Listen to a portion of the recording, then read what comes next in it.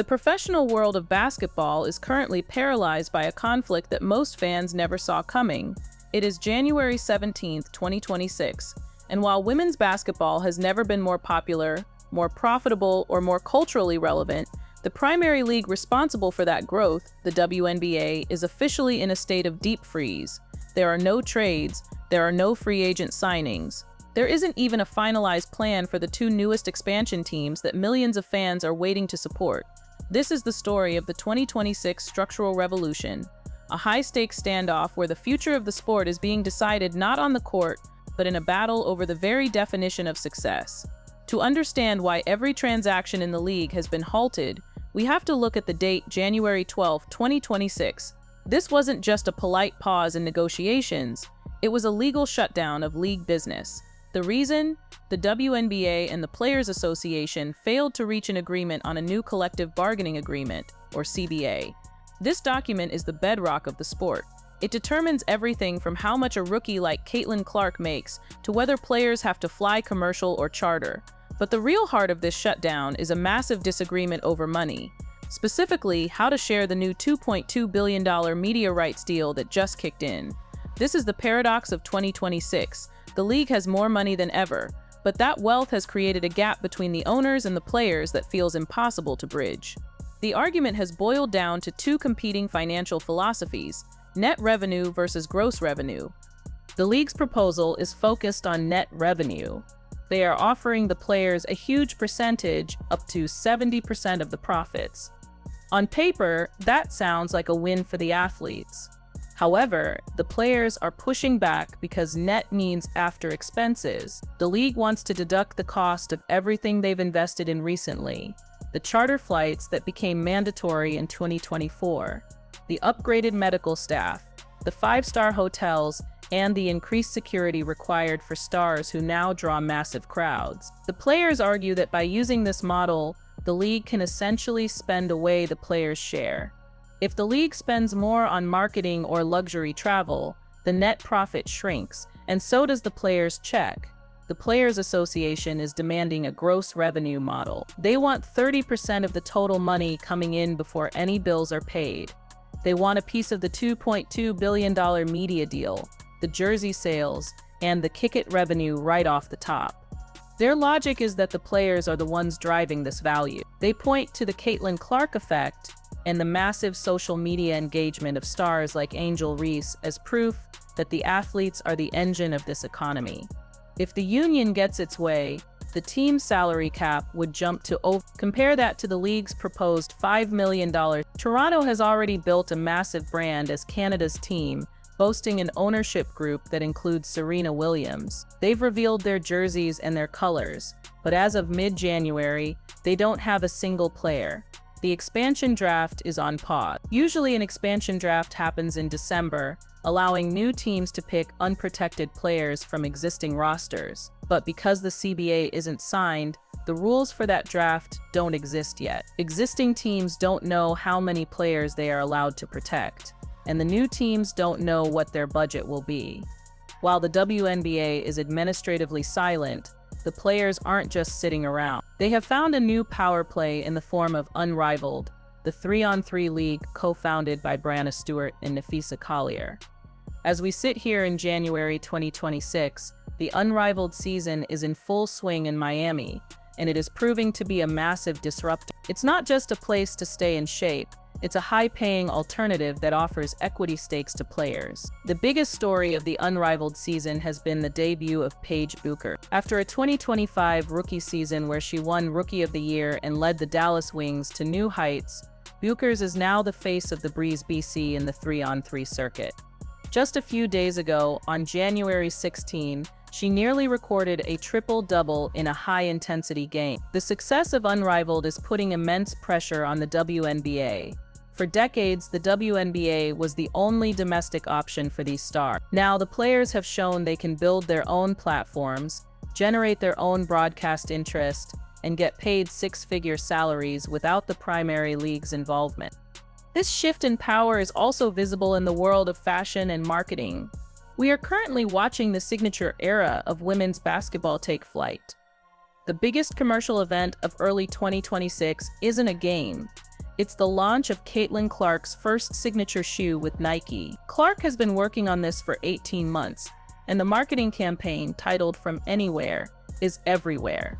It features crossovers with the Kelsey brothers and Travis Scott, treating a WNBA player like a global icon on the level of LeBron James or Kevin Durant. But even Clark's dominance in the headlines has faced competition. One of the most shocking statistics from 2025 was that Sophie Cunningham actually eclipsed Caitlin Clark as the most searched female athlete in the United States. Cunningham, often called the Enforcer, saw her digital presence explode after being traded to the Indiana Fever. Her willingness to protect Clark on the court and her viral off-court personality created a new kind of stardom. This proves that the WNBA effect is no longer just about one person. It's an entire ecosystem of personalities that fans are desperate to follow. However, all of this commercial momentum is threatened by the institutional stress of the labor dispute. The Players Association has already voted with a 98% majority to authorize a strike if necessary. They aren't striking yet, but they have the power to do so at any moment. They have even established their own player hubs in the US and Spain, providing their own training facilities and medical recovery, so they aren't dependent on team-owned gyms during the work stoppage. The league is also facing pressure from abroad. A new global venture called Project B has started offering multi-million-dollar salaries for a touring 5-on-5 model in places like Tokyo. This has forced the WNBA to propose some radical changes to the calendar, like moving training camp to mid-March and lengthening the season to 5. The problem, that would put the start of the pro season in direct conflict with the NCAA Final Four. The league wants to capitalize on the madness of March, but the players are worried about the physical toll of a longer season and the logistical nightmare of overlapping with the college game. As we look toward the April draft, the Dallas Wings hold the #1 pick for the second year in a row. They have the chance to pair Paige Bueckers with another superstar prospect, potentially Awa Pham or Lauren Betts. But even that excitement is mute. Until a new CBA is signed, the rookies don't know what their contracts will look like, the veterans don't know where they can sign, and the expansion teams in Toronto and Portland are effectively franchises without a roster. The 2026 season was supposed to be a victory lap for women's basketball. It was supposed to be the year the league finally caught up to its own hype. Instead, it has become a year of deep structural tension. The players have realized that their value is no longer a theoretical debate. It's a proven fact backed by billions of dollars in media interest. They are no longer willing to accept status quo rules for a sport that is no longer in a status quo state. We are at an inflection point. The outcome of the next few weeks of negotiations will decide if the WNBA remains the undisputed home of the best players in the world, or if the new guard of stars will continue to move toward independent leagues and global tours. The roar of the crowds in Miami for unrivaled in the millions of people waiting for a sneaker drop tell us one thing for certain. The game has outgrown the old system. The only question left is whether the system can change fast enough to keep up with the athletes who built it. What do you think is the most fair way to split the revenue? Should the players get a piece of the gross income, or should the league be allowed to recoup their investments in travel and health first? This debate is going to define the next decade of sports, and we are watching it play out in real time. The institutional freeze currently paralyzing the WNBA is more than just a boardroom disagreement.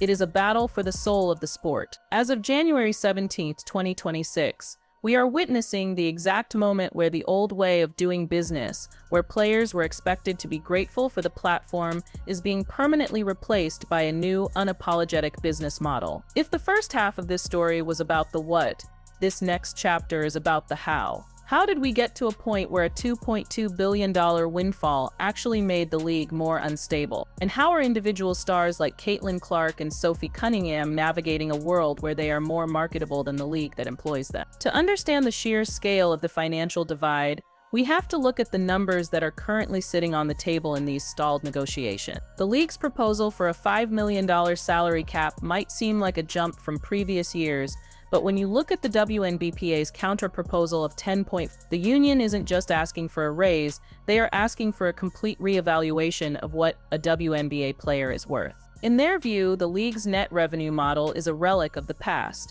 a way for owners to hide profits behind the rising costs of doing business. The players' argument is centered on the fact that the operating expenses the league wants to deduct are actually investments that increase the league's value. When the league pays for charter flights, they aren't just doing a favor for the players, they are ensuring that the product, the athlete, stays healthy, well-rested, and capable of performing at an elite level that drives TV rating. By asking the players to effectively pay for 70% of those flights out of their net profit share, the league is, in the eyes of the union, asking the workers to fund the infrastructure of the company. This financial tug-of-war has created a specific kind of anxiety for the new guard. Take Caitlin Clark, for example. In the old CBA, her rookie contract was essentially pocket change compared to her market value. In 2026, the league's new proposal would nearly double the rookie minimum, which sounds great until you realize that Clark is already generating hundreds of millions in brand value for Nike and her various sponsors. The union's gross revenue model would ensure that players like Clark receive a slice of the pie that actually reflects the ratings they pull in, rather than a flat fee determined by a preset scale. Speaking of Nike, the signature era we are entering is the ultimate proof of this decoupled value. While the WNBA is legally frozen, Nike HQ has essentially become the alternate headquarters for the sport. Caitlin Clark has reportedly been taking over the Nike campus, working with designers on technology that she claims hasn't been seen in a basketball shoe before. She's not just picking colors, she's studying the mechanics of her own game to create a shoe that mimics the feel of the Kobe Bryant models she grew up wearing, but with an L of support and energy return that is specifically tuned for her playstyle. This creates a fascinating dynamic. The commercial world is moving at 100 miles per hour while the administrative world is at a dead stop. This creates a bottleneck of success. There is so much demand for the WNBA brand as seen by the From Anywhere campaign, but there is currently no shelf to put it on because the league business is paused. Then there is the Sophie Cunningham factor. In 2025, Cunningham became a case study in modern sports marketing. Despite an injury-shortened season, she trended higher than almost anyone in the league. Why? Because she understood the lifestyle side of the game. Even now, while rehabbing a severe knee injury that she admits hurts so bad, she is using her platform to shout out fashion brands and engage with fans in a way that feels more like an influencer than a traditional athlete. Her free agency is one of the biggest what-ifs of the moratorium. The Indiana Fever clearly want to keep her. They've been posting her courtside at Pacers games to signal her importance to the city, but until the CBA is signed, they can't even make her an official offer. The danger of this delay cannot be overstated. History tells us that labor stoppages can kill momentum. Analysts often point back to the 1994 baseball strike, which saw a 20% drop in attendance the following year. The WNBA is in a growth window that is incredibly rare in professional sports. If they don't have a season, or if the season is delayed so long that it loses its luster, they risk alienating the millions of new fans who just joined the fold during the 2024 and 2025 seasons. This is where Project B and Unrivaled become so dangerous to the WNBA's monopoly. Project B, the global tour backed by Saudi investors and managed by former Google and Facebook executives, is offering what the WNBA currently cannot: certainty and massive checks. They are promising $2 million to $3 million salaries for a tournament circuit that hits cities like Tokyo, London, and New York. By signing stars like Mai Yamamoto and reportedly courting top-tier WNBA talent, they are creating a world where the WNBA is just one of many options for an elite player. The WNBA's response to this threat has been to propose an exclusivity plus model, lengthening the season to 54 games and moving the start date up to mid-March. But this has opened a whole new can of worms. A mid-March start date would mean WNBA training camps would open while the NCAA tournament is still happening. Imagine a world where the #1 overall pick is still playing in the Final Four while her pro team is already 2 weeks into practice. This calendar creep is a desperate attempt to grab more broadcast hours, but it risks burning out the players and creating a messy transition for every rookie class moving forward. As of today, January 17, the expansion teams in Toronto and Portland are the ones feeling the most heat. The Toronto Tempo have the branding, they have the fan base, and they have the excitement of an entire nation behind them. but they are essentially a ghost franchise right now. They can't hire a full roster, they can't trade for a veteran leader, and they can't even tell their prospective season ticket holders who will be leading them onto the court. The expansion draft was supposed to be the moment the league grew, but right now, it's just a line item on a list of unresolved issues. We are watching a high-speed collision between the past and the future. On one side, you have an institutional structure that was designed when the league was a small, subsidized experiment.